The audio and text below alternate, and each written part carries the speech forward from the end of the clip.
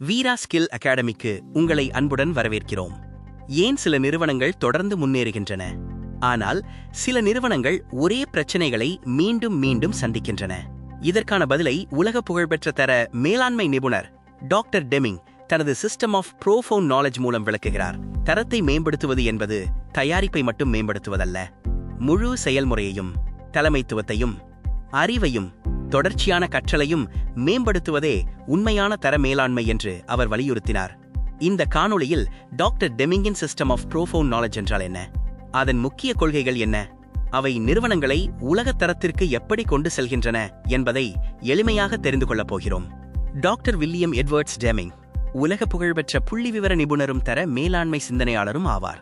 இரண்டாம் உலகப் போருக்கு பிறகு ஜப்பானின் தொழில்துறை வளர்ச்சியில் அவரது பங்களிப்பு மிகவும் முக்கியமானதாக இருந்தது. தொடர்ச்சியான மேம்பாட்டிற்கான BDCA சுழற்சி மற்றும் சிஸ்டம் ஆஃப் ப்ரோஃபவுண்ட் நாலேஜ் போன்ற முக்கியமான கருத்துக்களை அவர் உலகிற்கு அறிமுகப்படுத்தினார். இந்த கொள்கைகளை பின்பற்றிய நிறுவனங்களில் டொயோட்டா, சோனி, நிசான் போன்ற உலக புகழ்பெற்ற நிறுவனங்களும் அடங்கும்.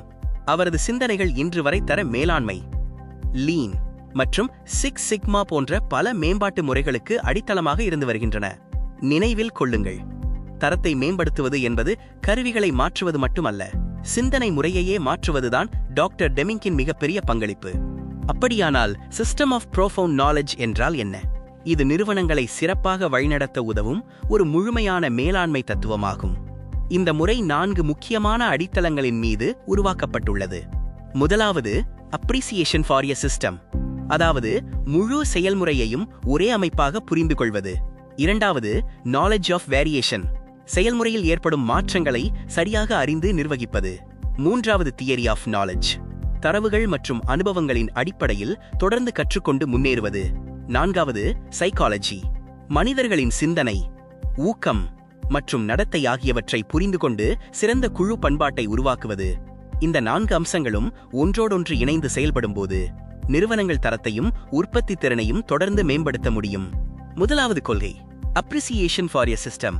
இதன் பொருள், ஒரு நிறுவனத்தை தனித்தனி துறைகளாக அல்ல, ஒன்றோடொன்று இணைந்து செயல்படும் ஒரே அமைப்பாக பார்க்க வேண்டும் என்பதாகும். ஒரு துறையை மட்டும் மேம்படுத்துவது போதாது, முழு செயல்முறையும் சிறப்பாக செயல்பட வேண்டும். அதுவே உண்மையான முன்னேற்றம். உதாரணமாக, சோலார் மாட்யூல் உற்பத்தியை எடுத்துக்கொள்ளுங்கள். செல் ஸ்ட்ரிங்கிங் பகுதியில் தாமதம் ஏற்பட்டால் அதன் தாக்கம் அடுத்தடுத்த அனைத்து உற்பத்தி கட்டங்களிலும் ஏற்படும். இதனால் முழு உற்பத்தி திட்டமும் பாதிக்கப்படும். அதனால் ஒவ்வொரு செயல்முறையும் ஒன்றோடொன்று இணைந்துள்ளது என்பதை புரிந்து கொண்டு செயல்பட வேண்டும். நினைவில் கொள்ளுங்கள், ஒரு துறையின் வெற்றி மட்டும் நிறுவனத்தின் வெற்றி அல்ல, முழு அமைப்பின் வெற்றியே உண்மையான வெற்றி. இரண்டாவது கொள்கை, நாலேஜ் ஆஃப் வேரியேஷன். ஒவ்வொரு செயல்முறையிலும் ஏதாவது ஒரு அளவிற்கு மாற்றங்கள் இருப்பது இயல்பானது. ஆனால் அந்த மாற்றங்கள் எந்த வகையை சேர்ந்தவை என்பதை சரியாக புரிந்து கொள்வது மிகவும் முக்கியம். முதலாவது, காமன் காஸ் வேரியேஷன். இது செயல்முறையின் இயல்பான பகுதியாக ஏற்படும் மாற்றமாகும். இரண்டாவது, ஸ்பெஷல் காஸ் வேரியேஷன். இது திடீரென ஏற்படும் அசாதாரண பிரச்சனைகளால் உருவாகும் மாற்றமாகும். உதாரணமாக, இயந்திர கோளாறு, தவறான அமைப்பு அல்லது மனித தவறு போன்றவை இதற்கு காரணமாக இருக்கலாம். ஸ்பெஷல் காஸ் வேரியேஷனை உடனடியாக கண்டறிந்து சரி செய்ய வேண்டும். அதே நேரத்தில் காமன் காஸ் வேரியேஷனையும் தொடர்ந்து குறைத்து செயல்முறையை மேலும் நிலையானதாக மாற்ற வேண்டும். நினைவில் கொள்ளுங்கள், மாற்றங்களை புரிந்து கொண்டு சரியான நடவடிக்கை எடுப்பதே உயர்தரமான செயல்முறையின் அடிப்படை. மூன்றாவது கொள்கை, தியரி ஆஃப் நாலேஜ். இந்த கொள்கையின் முக்கிய கருத்து, மேலாண்மை முடிவுகள் அனுமானங்களின் அடிப்படையில் அல்ல, ஆதாரங்களின் மற்றும் அறிவியல் சோதனைகளின் அடிப்படையில் எடுக்கப்பட வேண்டும் என்பதாகும்.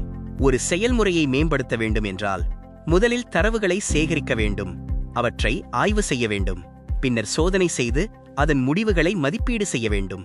இந்த கற்றல் முறையை தொடர்ந்து செயல்படுத்த PDCA சுழற்சி மிகவும் பயனுள்ளதாகும். பிளான், டூ, செக், ஆக்ட் என்ற இந்த 4 படிகளின் மூலம் ஒவ்வொரு அனுபவத்தையும் ஒரு புதிய கற்றலாக மாற்ற முடியும். இதன் மூலம் நிறுவனங்கள் தொடர்ந்து மேம்பட்டு நம்பகமான மற்றும் நிலையான செயல்முறைகளை உருவாக்க முடியும். நினைவில் கொள்ளுங்கள், தகவல்களின் அடிப்படையில் எடுக்கப்படும் முடிவுகளே நீண்டகால வெற்றியை உருவாக்கும். நான்காவது மற்றும் கடைசி கொள்கை, சைக்காலஜி. எந்த ஒரு நிறுவனத்தின் வெற்றிக்கும் மனிதர்களே மிகப்பெரிய பலம். எனவே தர மேம்பாட்டில் மனிதர்களின் சிந்தனை, ஊக்கம், ஒத்துழைப்பு மற்றும் குழு பண்பாட்டை புரிந்து கொள்வது மிகவும் முக்கியம். டாக்டர் டெமிங் கூறியதன்படி பெரும்பாலான தரப் பிரச்சினைகள் தனிநபர்களால் உருவாகுவதில்லை, அவை செயல்முறையிலும் அமைப்பிலும் உள்ள குறைபாடுகளால் ஏற்படுகின்றன. அதனால் ஒரு தலைவரின் முக்கிய பணி குற்றம் சாட்டுவதல்ல, தனது குழுவினருக்கு வழிகாட்டியாக இருந்து அவர்கள் சிறப்பாக செயல்பட தடையாக இருக்கும் பிரச்சினைகளை நீக்குவதுதான். ஊக்கமளிக்கும் தலைமைத்துவமும் வலுவான குழு ஒத்துழைப்பும் தொடர்ச்சியான தர மேம்பாட்டிற்கான அடித்தளமாக அமைகின்றன. நினைவில் கொள்ளுங்கள், சிறந்த தலைவர்கள் வேலை வாங்குவதில்லை, மக்களை வளர்த்து வெற்றியை உருவாக்குகிறார்கள்.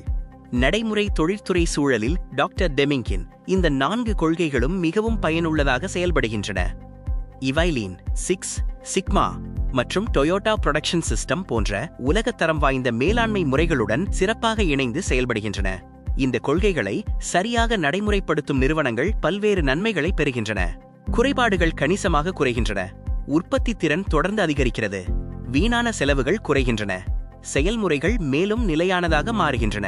மிக முக்கியமாக வாடிக்கையாளர்களின் நம்பிக்கையும் திருப்தியும் உயர்கிறது. நினைவில் கொள்ளுங்கள், சிறந்த தரம் என்பது தற்செயலாக உருவாகாது.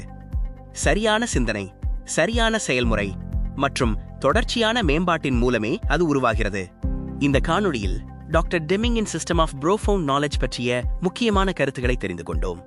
நிலையான தரத்தை உருவாக்க வேண்டுமென்றால் முதலில் முழு செயல்முறையையும் தொடர்ந்து மேம்படுத்த வேண்டும். அடுத்ததாக தேவையற்ற வேரியேஷன்களை குறைக்க வேண்டும். தரவுகளின் அடிப்படையில் கற்றுக்கொண்டு சரியான முடிவுகளை எடுக்க வேண்டும். அதே நேரத்தில் மனிதர்களை ஊக்குவித்து அவர்களின் திறமைகளை வளர்க்க வேண்டும். இந்த 4 கொள்கைகளும் ஒன்றோடொன்று இணைந்து செயல்படும் போதுதான் நிறுவனங்கள் நீண்ட கால தர முன்னேற்றத்தையும் சிறந்த செயல்திறனையும் அடைய முடியும். நினைவில் கொள்ளுங்கள், தரமான நிறுவனம் என்பது நல்ல தயாரிப்புகளால் மட்டும் உருவாகாது. சிறந்த செயல்முறைகள், தரவுகளின் அடிப்படையிலான முடிவுகள் மற்றும் மனிதர்களை மதிக்கும் தலைமைத்துவம் ஆகியவற்றின் ஒருங்கிணைப்பால் உருவாகிறது. இந்த காணொளியை பார்த்ததற்கு மிக்க நன்றி. டாக்டர் டெமிங்கின் சிஸ்டம் ஆஃப் ப்ரோஃபவுண்ட் நாலேஜ் பற்றிய இந்த அறிமுகம் உங்களுக்கு பயனுள்ளதாக இருந்தது என்று நம்புகிறோம். இப்போது உங்களிடம் ஒரு கேள்வி. இந்த 4 கொள்கைகளில் உங்கள் பணியில் அதிக தாக்கத்தை ஏற்படுத்துவது எது என்று நீங்கள் நினைக்கிறீர்கள்? உங்கள் கருத்துக்களை கீழே உள்ள கருத்து பகுதியில் பகிருங்கள்.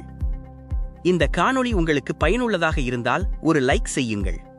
உங்கள் நண்பர்களுடன் பகிருங்கள். தரம், லீன், சிக்ஸ் சிக்மா மற்றும் தொழில்துறை மேலாண்மை தொடர்பான ஆழமான அறிவுபூர்வமான காணொளிகளை தொடர்ந்து பார்க்க வீரா ஸ்கில் அகாடமியை சப்ஸ்கிரைப் செய்யுங்கள்.